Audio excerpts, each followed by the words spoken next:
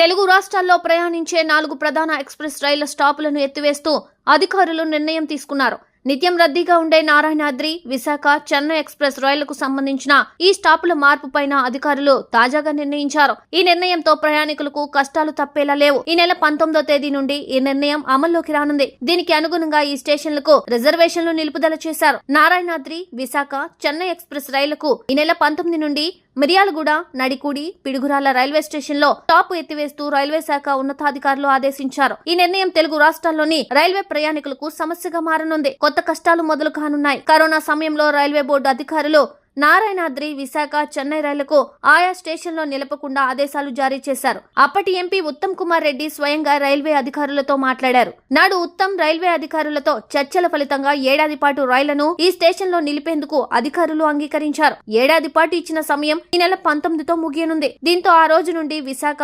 Narayanadri, Chennai express లకు railway IRCTC అధికారులు మిర్యాలగూడ, నడికూడి, పిడుగురాళ్ల స్టేషన్లకు రిజర్వేషన్లు నిలిపివేశారు. విశాఖ ఎక్స్ప్రెస్ రైలుకు నల్గొండలో కూడా స్టాప్ ఎత్తివేశారు. తిరుపతి, చెన్నై, భువనేశ్వర్ కు వెళ్లే ఈ 3 ప్రధాన రైళ్లకు నిత్యం డిమాండ్ ఉంటుంది. అయితే తాజాగా రైల్వే శాఖ తీసుకున్న ఈ నిర్ణయం పైన ప్రయాణికులు ఆగ్రహం వ్యక్తం చేస్తున్నారు.